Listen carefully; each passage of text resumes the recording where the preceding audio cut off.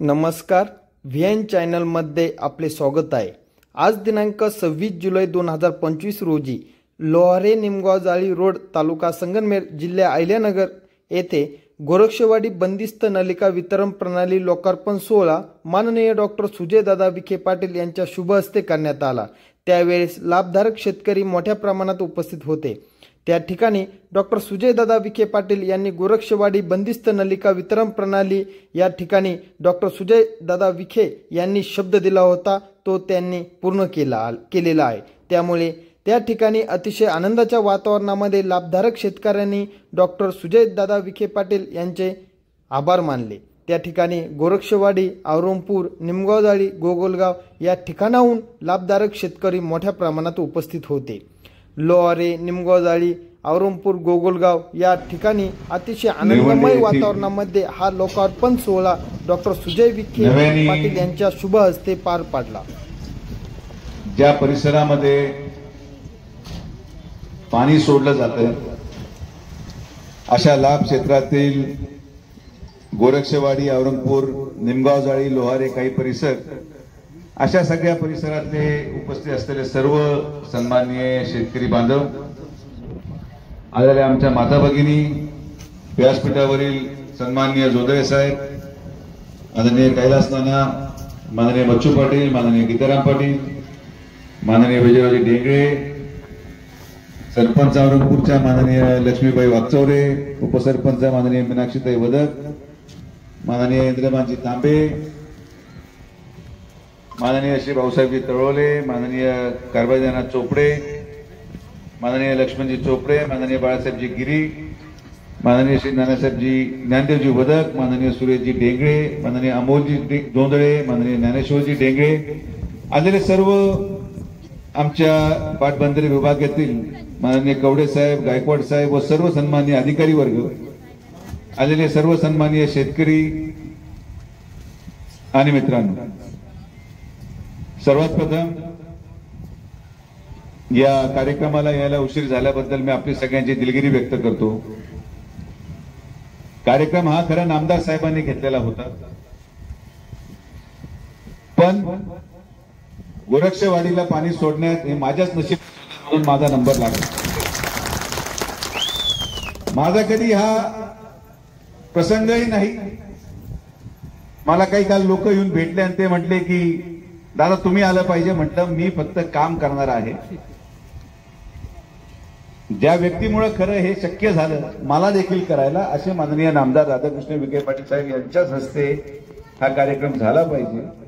पण माननीय साहेबांना अकोला दौरा असल्या कारणाने गोरक्षवाडी आणि या परिसरातलं हे उद्घाटन माझ्याकडे आलं। मी सकाळी 8 वाजता मोरवाडीच्या कार्यक्रमाला पोहोचलो। मी जेव्हा पोहोचलो तेव्हा मी आणि 2 अधिकारीच होते। 40 मिनिटांनंतर मी त्या कार्यक्रमाच्या ठिकाणी 40 मिनिटांनंतर ढोली बाजेवाले आले, शेणाईवाले आले आणि मग ते ढोली बाजा वाजायला लागला। मग मामी मिरवणूक थोडीफार निघाली म्हणून उशीर झाला। आता हे राजकारणामध्ये स्वीकारावं लागतं। मग पोरं आणि मग कार्यकर्ते आणि मग संचालक आणि मग ढोली बाजाला त्याच्या पाठीमागे, हे नवं राजकीय प्रक्रिया आहे। पण दूध घालायचा टाइम होता आणि या सगळ्या गोंधळामुळे मला तिथे उशीर झाला। आज हा कार्यक्रम घेण्यामध्ये एक वेगळा आनंद आहे। हा कार्यक्रम घेण्यामागचा उद्देश एवढाच की परमेश्वर कृपेने मला ती ताकद दिली की जे काम लोक म्हणतात अशक्य आहे ते पूर्ण केल्यानंतर जो कार्यक्रम घ्यायची मजा असते ती वेगळी असते। बरोबर बच्ची पाटील, आपण जेव्हा तिकडे प्रचाराला गेलो लोक म्हटले अशक्य आहे, संपला विषय। मग त्यानंतर ज्या ज्या भागामध्ये गोरक्षवाडीमध्ये लोक म्हणायचे पाणीच पोचू शकत नाही। मला आजही आठवतं मंदिराच्या प्रांगणामध्ये जेव्हा विधानसभेच्या 3 दिवसा अगोदर मी सभा घेतली, लाईट गेली होती, कॉर्डलेस माईक आपल्या हातात होता आणि मी म्हटलं पाणी गोरक्षवाडीला पोहोचल्याशिवाय मतं मागायला येणार नाही। लाईट आली आणि मग 1 आवर्तन झालं, 2 आवर्तन झालं। मग आता आपल्याकडे तज्ञ लोक निमगाव जाळीमध्ये कमी नाही, त्याच्यापेक्षा हुशार लोक औरंगपूरमध्ये। आणि मग या लोकांनी लोक एकत्रित करून सांगायला सुरुवात केली, पाहिलं का काय होणार आहे का, हे पाईप फक्त निवडणुकीपुरतं आले होते. डोराळ्याला, कोराळ्याला, वाळकीला, आज मोरवाडी आणि गोरक्षवाडी हे अशा जागा होत्या जिथे कधीही कोणीही स्वप्नात पाणी येणं हे अपेक्षित धरलं नव्हतं. पण हे पाणी पोहोचवण्यामध्ये प्रदीर्घ अभ्यास केला गेला.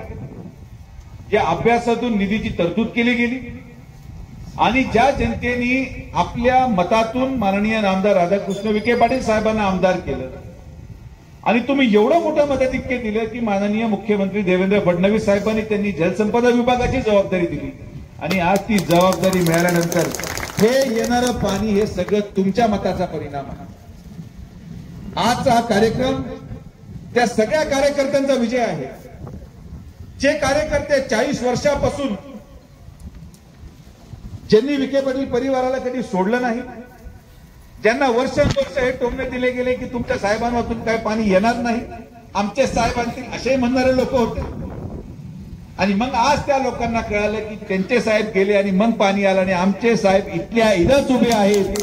हे सगळं कार्य निष्ठेने, जिद्दीने, विश्वासाने, या विश्वास की आपल्याला साहेब पाणी देतील, हा विश्वास की हे काम फक्त विखे पाटीलच करू शकतील, हा विश्वास की निमगाव जाळीमध्ये जेव्हा लोकांनी शब्दावर 4000चं मताधिक्य, एका गावामध्ये जेव्हा आपण 11,000 आमदार झालो त्या गावाने 4000चं लीड दिलं एका शब्दावर की आपण लिफ्ट करणार, 1.5 कोटी रुपये आपण खिशातून खर्च केले. तेव्हा आता खातही नव्हतं.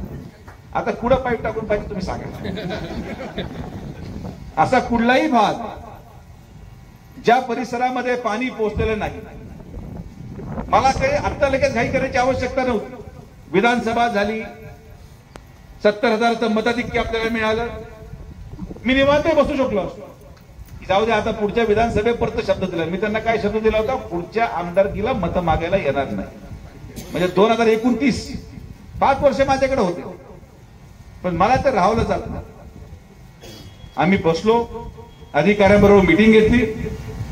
मी अधिकाऱ्यांना एकच सूचना दिली की या आर्थिक वर्षामध्ये जे 500 कोटी रुपयाची तरतूद आपण निवडणुकीच्यासाठी केलेली आहे, या 500 कोटीमध्ये तेवढंच काम होणार की ज्या भागांमध्ये आजपर्यंत पाणी पाहायला मिळालं नाही तेवढ्याच भागांमध्ये पुढच्या 1 वर्षामध्ये डॉक्टर सुजय विखे पाटील पाणी पोहोचवल्याशिवाय थांबणार नाही. आणि हा पाण्याचं परिवर्तन आहे.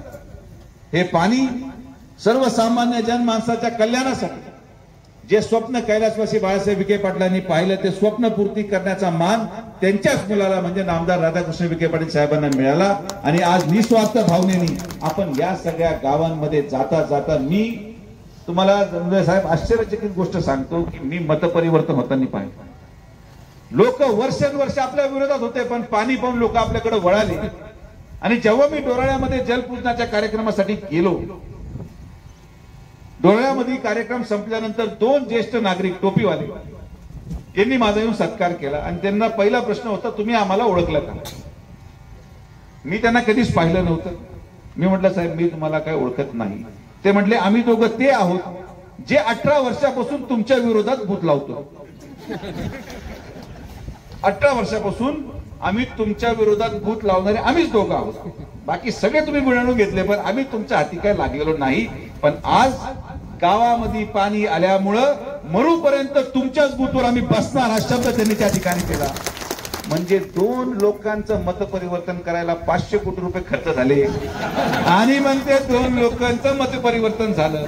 पण हे मत परिवर्तन कितीही पैसे दिले तरी होऊ शकलं नसतं. पण पाण्याच्या माध्यमातून आणि हे स्वप्न, आणि यासाठीच आपण राजकारणात असतो. एखाद्या माणसाला दडपशाही, एखाद्या माणसाला दडपण आणि एखाद्या माणसाची ग्रामपंचायतमध्ये अविश्वास आणून लोक आपण कधी घेतले नाही. तुम्हाला कोण विरोधक असेल तो सांगा, तो आपल्या गाडीत बसवण्याची क्षमता आपल्यामध्ये आहे, पण ते पण आपण करत नाही. आपलं स्वप्न आहे की कामाच्या माध्यमातून झालेलं हे मतपरिवर्तन आयुष्यभर आपल्याला पुढच्या 30 वर्षाच्या राजकीय जीवनामध्ये आपल्या बरोबर राहील. आणि म्हणून हे मतपरिवर्तन करण्यासाठी आपण राजकारणात आलो. हे मतपरिवर्तन मी होताना पाहिजे. 2009 साली राजकारणामध्ये आल्यानंतर ज्या विधानसभेमध्ये आमदाराला 11,000चं मताधिक्य होतं, ज्या विधानसभेमध्ये तत्कालीन लोकांनी, मतदारांनी ज्या आमदाराला जवळपास गणेश परिसरामध्ये 12,000 मतांनी मागे ठेवलं. आपण राजकारणात आल्यापासून 2014 ला आपण 70,000 वर गेलो. त्यानंतर आपण 2019 ला आपण 90,000 वर गेलो आणि परत 2024 ला 75,000. एक आकडा हुकला. 9 नंतर 14, 14 नंतर 19 आणि 19 नंतर 24, बरोबर 24 ला आपण परत. आणि एक अशा परिस्थितीमध्ये तुम्ही ती परिस्थिती अनुभवू शकत नाही.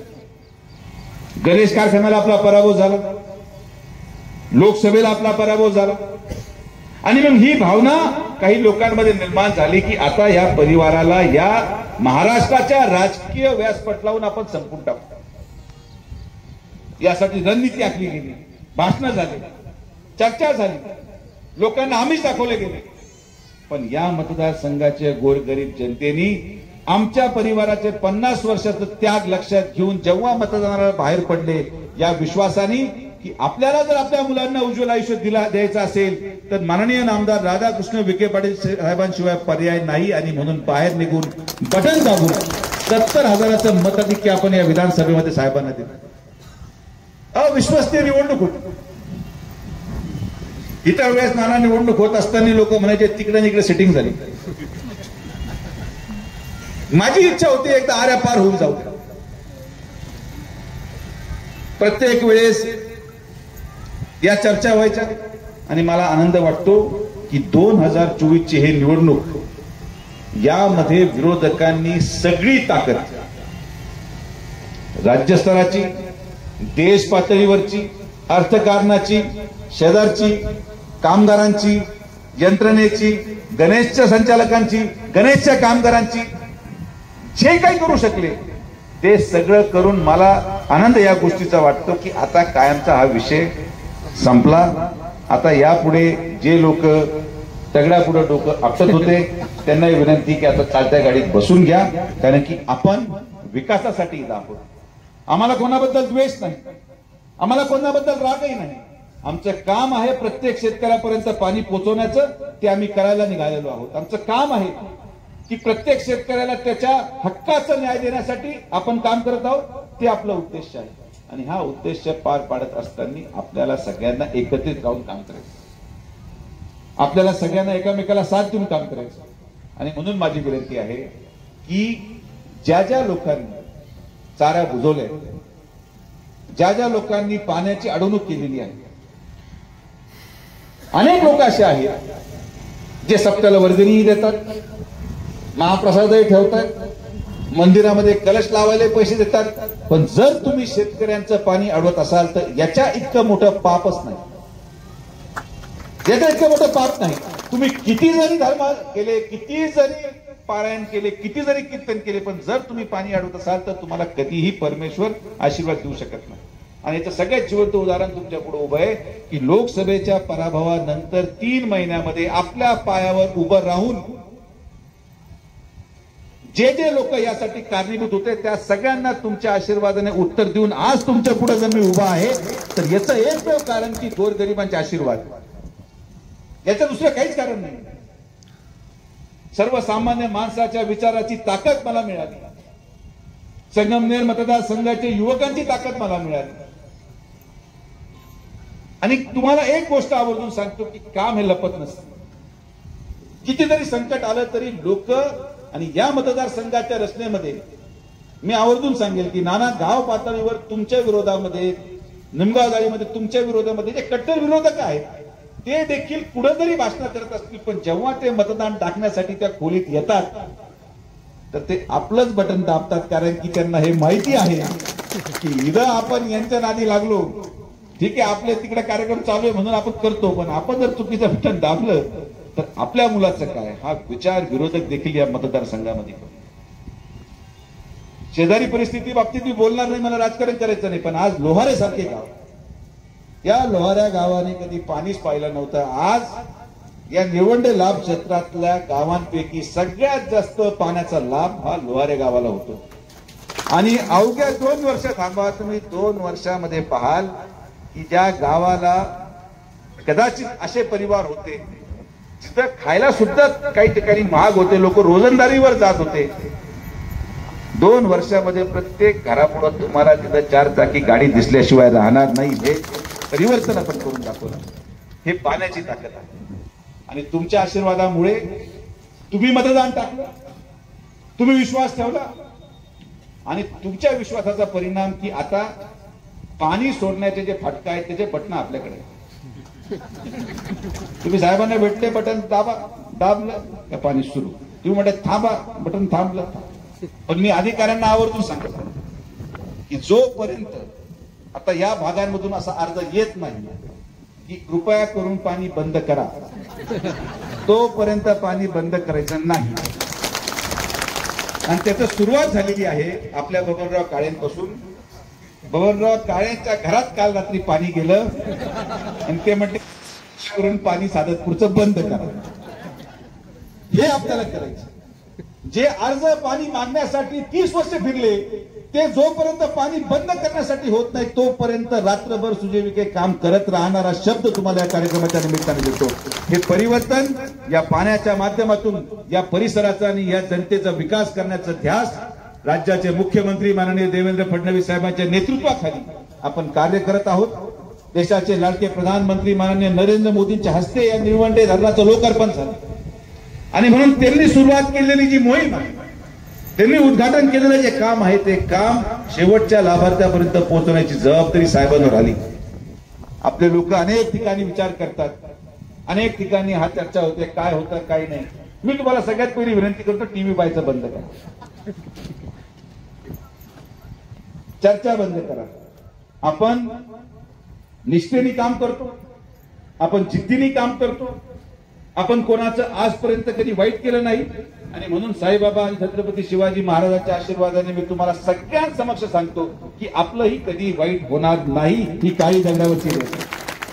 जर आपण कोणाचा प्रपंच उद्ध्वस्त केला नाही तर आपल्या प्रपंचावर कधीही कोणी घाला घालणार नाही. हे विधानसभेचा निकाल या गोष्टीची साक्ष देऊन सांगतं की किती जरी संकट आलं तर या मतदारसंघामध्ये कैलासवासी बाळासाहेब विखे पाटलांपासून तर आजपर्यंत असे काही लोक पेरले की जे कधी समोर येत नाही, पण जेव्हा त्यांना प्रथम दर्शनी दिसतं की यार ह्या परिवारावर संकट आहे तर तो बरोबर बाहेर निघून त्याचं काम करतो. असे लोक, असे मतदार आणि असे कार्यकर्ते मिळाले हे मी माझं भाग्य समजतो. आणि भविष्य कालावधीमध्ये देखील आपल्याला हेच काम चांगल्या पद्धतीने करायचं, हेच काम आपल्याला पुढे न्यायचंय.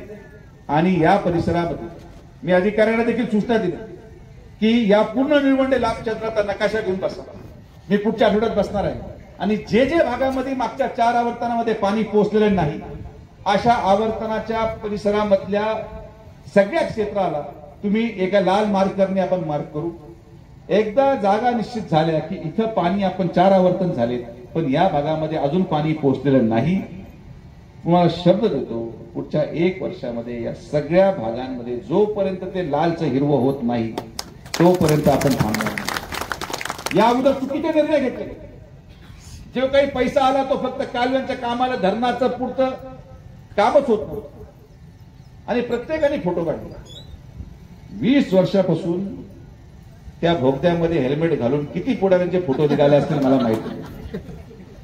कोणी असं बोट करतंय, कोणी असं हात करतंय, पाणी खाली, हात वरती, भोगदा कुठे, टोपी कुठं द्यावालाच पाहिजे. पण मी म्हटलं नेमकी मी जेव्हा राजकारणात आलो मी म्हटलं अरे काय गणकर या निवडण्याचे आपल्याला एवढा आरोप होता, आपण जरा अभ्यास करू. अभ्यासाला आपण सुरू केलं. मी चालत चालत त्या धरणाच्या भिंतीपासून, आणि कोणालाच घेतलं नाही, त्या काळात सोशल मीडियाचा एवढा प्रवाह नव्हता, व्हिडिओ काढणं मी आपलं काम करत गेलो. आणि मग मी साहेबांना म्हटलं साहेब आपण काही जरी केलं हे काम पुढचं व्हायला वेळ लागणार आहे. आपण पहिले 10 किलोमीटर जोपर्यंत करत नाही तोपर्यंत किती जरी भाषणं झाले तरी आपल्याला काही निष्पन्न होणार नाही. आपण जेव्हा भारतीय जनता पार्टीमध्ये पक्ष प्रवेश केला तेव्हा यासाठी वर केला होता की माननीय फडणवीस साहेबांना आम्ही तत्कालीन मुख्यमंत्र्यांना विनंती केली होती की साहेब हे काम आपल्याला मार्गी लागलं पाहिजे. माननीय फडणवीस साहेबांनी मीटिंग बोलवली, स्वर्गीय पिचड साहेब मीटिंग मध्ये होते आणि त्या ठिकाणी पिचड साहेबांनी सकारात्मक भूमिका घेतल्यामुळे, आणि मला आजही फडणवीस साहेबांचे वाक्य आठवतात की मिलिटरी बोलावं लागली तरी चालेल पण पहिले 10 किलोमीटर पुढच्या 2 महिन्यामध्ये झाले पाहिजे. लोकांना वाटलं का कठोर भूमिका, हा माणूस असा कसा म्हणू शकतो. असेच बनणारे लोक समाजाचा विकास करू शकतात. सारांश म्हणजे गोड बोलणारे लोक हे तुमचं कधीच काम करणार नाही. जो माणूस कडू बोलतो तोच तुमचं भविष्य घडवतो आणि त्याचं दुसरं उदाहरण मी आहे. मला फार गोड बोलता येत नाही. पाहू करू असं करू उद्या या परवा या. काम होऊ शकतं तर होईल, नाही होऊ शकत तर नाही होऊ शकत, विषय संपला. एक गाव दोन तुकडे. आश्वासनांचं राजकारण राहिलं नाही, खोटं बोलणाऱ्या लोकांचं राजकारण राहिलं नाही. जे काम आपल्याकडून होईल ते काम समाजापुढे घेऊन जाऊन समाजाचा विकास हा आपण करायला सुरू केलेला आहे. आणि आज मला आनंद होतो गोरक्षवाडीमध्ये पाणी पोचेल. पुढच्या आवर्तनामध्ये जे आपण ओढ्यामार्फत तरंग हॉटेलच्या तिकडे पाणी पोचायचंय तिकडे पाणी पोचेल. त्याच्या पुढच्या आवर्तनामध्ये अजून दुसऱ्या ठिकाणी निमगाव जाळीमध्ये पाणी पोचेल. निमगाव जाळीमध्ये आता जसं 2009 साली तुम्ही 90% होतं, मग मध्ये गडबड झाली. 90चं परत 70 वर आलं, 70चं 60 वर आलं, 60चं परत 65 वर आलं. आता परत ते बच्चू पाटील आणि जोधा साहेब तुमच्याकडे जबाबदारी आहे की 90% आपल्याला ते मतदान घेऊन जायचंय. आपण असं काम करणार आहोत की 4 वर्ष, आणि मी हेच करतो. परमेश्वर कृपाने मला असं वाटतं की माझा पराभव झाला तो योग्य अयोग्य मला माहिती नाही, पण माझा पराभव हेच तुमच्या पाणी येण्यासाठी कारणीभूत ठरला. आणि अशा पराभवाला मी अजिबात मोजतही नाही. तो पराभव कधी माझा नव्हताही, पण मला आनंद वाटतो मला परत येता आलं. पाणी आपण लोकांना देतोय. प्रबळ सहकारी कारखान्याचं नूतनीकरण आपण करतोय. उत्तर महाराष्ट्रामधला सगळ्यात मोठा गाळप क्षमता असणारा सहकारी कारखाना आपण येत्या 1 ऑक्टोबरला आपण सुरू करणार आहोत. आणि म्हणून त्याची सुरुवात करत असताना धार्मिक कार्यक्रमाच्या दृष्टिकोनातून मग मी विचार केला की आपण काय केलं पाहिजे. तर आमच्या माता भगिनी कुठेही भेटलं तर आम्हाला म्हणायचं ते शिवपुराण घ्या, ते शिवपुराण घ्या. मग आता शिवपुराण बऱ्याच लोकांनी ठेवलं, कारण की अनेक महाराज ते शिवपुराणमध्ये आहेत. पण आपण म्हटलं की ज्या व्यक्तीने हे शिवपुराण सुरू केलं ते परमपूज्य प्रदीप मिश्राजी महाराज, त्यांना मी मध्य प्रदेशमध्ये त्यांच्या आश्रमाला जाऊन भेटलो. आणि 12 ते 16 ऑक्टोबर आपला कारखानाचं देखील उद्घाटन तेच करणार आहेत पूजा करून. आणि त्यांच्या हस्ते हे शिवपुराण कथा आपण 12 ते 16 ऑक्टोबर ठेवलेली आहे. तर त्याचं नियोजन आपण हळूहळू देणार आहोत. तर सांगायचं तात्पर्य की आपल्याला सगळ्या गोष्टींचं सहकार्य मिळालं. थोडं शांततेत घ्या गावात, फार वाद भांडणं करू नका. भांडणं केल्यानंतर परत त्याचा त्रास आम्हालाच होतो. आता विरोधक संपले, आता आपल्यामध्येच भांडणं सुरू झाली. म्हणून मी नेहमी म्हणतो विरोधक गावात ठेवत चाल. गावात विरोधक संपत गेला की आपल्याच लोकांचा त्रास सुरू होतो. गावात विरोधक असतात आपले लोक काय म्हणतात, यार हा जोपर्यंत आहे तोपर्यंत आपल्याला एक राहावं लागेल. तो संपला की आपला तिकडे जाऊन मिळतो आणि गोंधळ सुरू होतो. हे राजकारण आहे. परत कालांतराने जसे जसे विरोधक संपत जातील तसे तसे नवीन लोक विरोधात तयार करावे लागतील आपल्याला, आणि ते न कळत तयार होतील. म्हणजे तुमच्यावर सगळ्यांवर नियंत्रण राहील. नाहीतर तुम्ही भांडायला लागले की जनतेचा प्रश्न एकीकडे, आपले कार्यकर्ते एकीकडे. भांडणाला भरपूर वेळ आहे. काय पदाचं मोह. कोणी सरपंच पद सोडत नाही, कोणी उपसरपंच पद सोडत नाही, कोणी सोसायटीचं चेअरमन पद सोडत नाही. अरे मी खासदारकी सोडली तरी मंडप भरलंय 11 वाजता. सांगा काय करायचं. पदामुळे नकोय. आजही खासदारांनी एवढी गर्दी करून दाखवा बरं. चला सांगतो मी, एवढी माझी खासदाराला लोक आले. माणसाने त्या पदाची किंमत वाढवली पाहिजे. पदामुळे माणसाची किंमत जेव्हा होते ना, तो माणूस पद गेल्यावर संपून जातो. आणि हेच मला तुम्हाला सांगायचंय की खासदार असले काय नसले काय, जनतेचं प्रेम हे कायम मिळत राहिलं. आणि हेच प्रेम माझ्यासाठी सगळ्यात मोठं पद आहे. आणि याच पदाच्या आधारावर आपण काम करत राहू. तुम्हाला सगळ्यांना या ठिकाणी थांबावं लागलं त्याबद्दल आपल्या सगळ्यांची मी माफी मागतो. नाश्त्याची सोय आपण केलेली आहे. काय खिचडी ठेवली का? लोकांचे वार सुद्धा आपण पाळावं लागते. वार अनुसार. आता जे लोकांनी वार ठेवलेत आणि पाणी अडवलं असेल, खिचडी खाल्ली काय तुमचं पोटच दुखणार घरी गेला. भांडणं करू नका. पाणी मोकळं जाऊ द्या. कशाला परत मला त्रास देता. परत मी कारवाई करणार, परत मी पोलीस पाठवणार, परत तहसील पाठवणार, परत चाऱ्या उकरून घेणार. तुमच्यामध्ये मिटून घेतलेलं बरं. असंच एक गडी इथं पाणी अडवत होता. मोजणी केली, घर त्याच्यामध्ये निघालं. म्हटलं ठीक आहे, मला घर नको बाबा, तू सरकारी जमिनीवर आहे, साईडनी पाणी जाऊ दे. नाही ऐकलं, आईला तरी घर तोडावं लागलं. मला इच्छा नाही कोणाचं घर तोडायची, पण कठोर निर्णय घेतल्याशिवाय विकास होऊ शकत नाही आणि तो कठोर निर्णय घ्यायला आपण तयार आहोत. आणि म्हणून जो कोणी व्यक्ती निमगाव जाळीला, औरंगपूरला, लोहारेला या पूर्ण पंचकृषीमध्ये पाणी अडवत, तो माझा कार्यकर्ता जरी असला, तो गावाचा सरपंच जरी असला, तो गावाचा चेअरमन जरी असला, मला त्याचं मतदान नको. मी त्याला बाजूला करून पाणी शेवटच्या शेतकऱ्यापर्यंत नेल्याशिवाय थांबणार नाही. मतासाठी लाचारी पत्करणारा मी नाही. एक माणूस लांब केल्याने 100 लोक जवळ येतात, हे पण आजचं राजकारण आहे. आणि हे मी चांगलं अनुभवलंय. जनसामान्य माणसाच्या कामासाठी आपण अविरत काम करत राहू. आजच्या कार्यक्रमाच्या निमित्ताने परत एकदा राज्याचे मुख्यमंत्री माननीय फडणवीस साहेबांचे मी आभार मानतो, ज्यांच्यामुळे या निळवंडे धरणाची संकल्पना आज साक्षात मध्ये आपल्याला पाहायला मिळाली. आणि त्याचबरोबर जी जबाबदारी त्यांनी आपल्यावर दिली, जलसंपदा विभागाची जबाबदारी आपल्यावर दिली, या जलसंपदा विभागाचं काम करत असताना माननीय नामदार राधाकृष्ण विखे पाटील साहेबांनी 500 कोटी रुपयाची तरतूद या आर्थिक वर्षामध्ये आपण निळवंड्याच्यासाठी प्रकल्पांसाठी केली. या दरवर्षी 2 वर्षामध्ये पैशाची कमतरता आता या प्रकल्पाला पडणार नाही. काही ठिकाणी अकोल्यामध्ये अडचण होती, लाईनिंगला सगळ्यांनी सहकार्य केलं, हे फार वैशिष्ट्य आहे. मागे कोणीतरी गडबड केली असेल. आपला एकमेव मतदारसंघ आहे जो शेवट ते एंड पर्यंत लाईनिंगला एकही शेतकऱ्यांनी विरोध केला नाही. आणि आपण ठामपणे सांगू शकलो की आमच्या मतदारसंघामध्ये आम्ही टेलला असून जर विरोध करत नसो तर तुम्ही कशाला विरोध करता, कारण की लाईनिंग होणं आवश्यक होतं, नाही तर आपल्याला पाणी कधी मिळालंच नसतं. आणि म्हणून जे काही पुढे कारवाई होणार आहे, जे काही पुढे या कालव्यांसंदर्भात निर्णय होणार आहे, लोक तुम्हाला चुकीचा प्रचार करतील, चुकीची माहिती देतील, पण एक गोष्ट अंतर्मनात तुम्ही लिहून घ्या की जे काय होतं हे सगळं तुमच्याच मुलांच्या भविष्यासाठी केलं जातंय. हा विश्वास तुम्ही अविरतपणे आपल्या मनामध्ये कायम ठेवा. आम्ही तुमच्यासाठीच आहोत.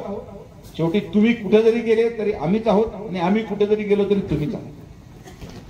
तुम्हाला मी सोडून कोणी नाही आणि मला तुम्ही सोडून कोणी नाही. तुम्हाला मी आवडत नसेल तरी मीच आहे आणि मला तुम्ही आवडत नसाल तरी तुम्हीच आहात. त्यामुळं ऍडजस्टमेंट करून भागू नका. ऍडजस्टमेंट करतोच की आपण. लग्न होतं, बायको आई वडील निवडतात, आपण ऍडजस्ट करून घेतो. मग त्याच्यानंतर मुलं होतात, मुलगा ऐकत नाही, ऍडजस्ट करावं लागतं. ऍडजस्टमेंटच काय चालू आहे. कोणाला मनासारखं कोणी मिळत नाही. ना कार्यकर्त्यांना मनासारखा नेता मिळत नाही, नेत्यालाही मनासारखे कार्यकर्ते मिळत नाही. आपण ऍडजस्ट करून चालतो.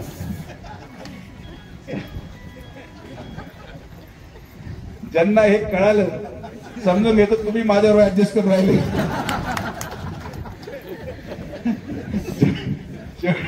शेवटी त्याला जे कळू शकतो तर माझ्यावर ऍडजस्ट करून राहिले. जे निस्वार्थ प्रेम करतात त्यांना काय फरक पडत नाही कसं. पण आपण सगळेजण या ठिकाणी आलात, आपल्या सगळ्यांचे मनापासून आभार. असाच आनंदात राहा. एक परिवार म्हणून आपण सगळे आहोत. कुटुंब प्रमुख म्हणून आमच्या ज्या जबाबदाऱ्या आहेत ते शेवटपर्यंत आपण पार पडत राहू.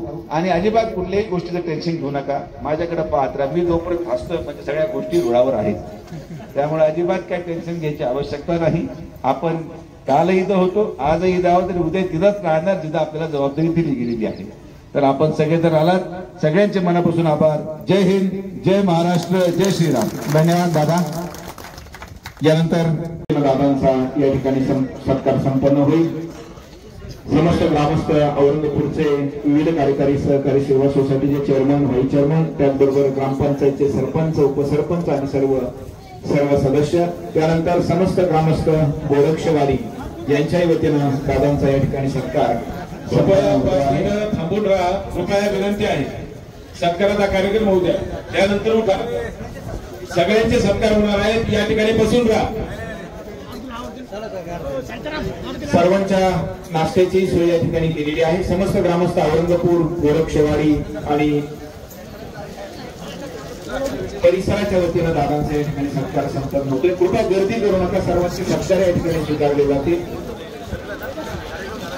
समस्त ग्रामस्थ, गोरक्षवाडीचे सर्व कार्यकर्ते, त्यामध्ये संघाने चौकडे असतील, योगेश बाबासाहेब वडक असतील, भाऊसाहेब रंगनाथ वदक असतील, ज्ञानदेव लक्ष्मण वदक असतील, गणेश भीमराज वदक असतील, प्रोफेसर शंकर चोपडे असतील, इंद्रमान प्रोफेसर अरगडे, प्रकाश भीमाजी अरगडे. गोरक्षवाडीच्या वतीनं दादांचा सत्कार होतोय. कृपया दादांनी तो स्वीकारावा. आज ज्यांना कोणाला निवेदन दिले आहे गोरक्षवाडी आणि औरंगपूर पाझर तलावामध्ये ज्यांनी सत्कार केलेला असेल त्यांनी कृपया बाजूला राहावं.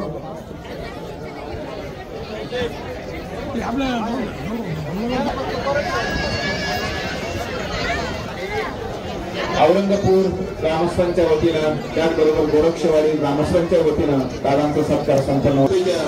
औरंगपूर विकास कार्यकारी सेवा सोसायटी, औरंगपूर ग्रामपंचायत, गुगलगाव ग्रामस्थ विनंती, आपण खूप गर्दी करू नका.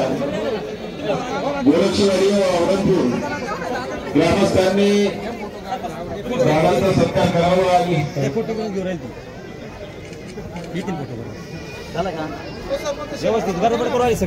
गोगलगाव येथील मसोबा महाराज तरुण मित्र मंडळ हे दादांचा सत्कार करू इच्छितात.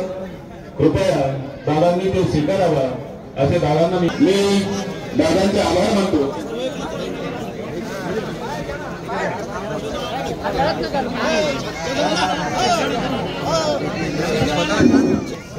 कर्तव्य संपदा मंत्री, या परिसराचे विकास पुरुष, या मतदारसंघाचे त्याचे आश्वासन बोलते, स्वप्न बोलते, आपल्या सर्वांचे लाडके खासदार माननीय खासदार डॉक्टर सुजयराव विखे पाटील यांच्या हस्ते आज या पाईपलाईनचा वेळाचा सत्कार दादा स्वीकारणार आहे.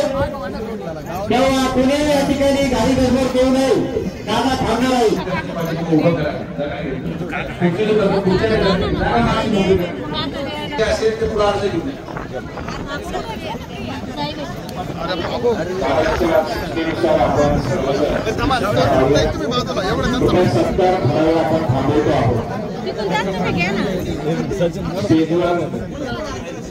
खूप गर्दी होणार नाही. मागे नाट्य चालू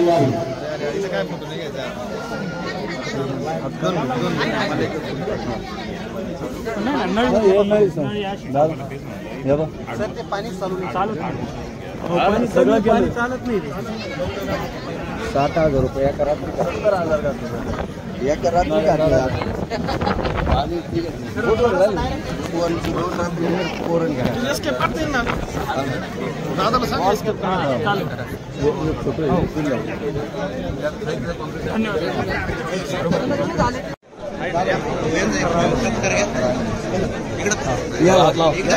वरती आहे ना.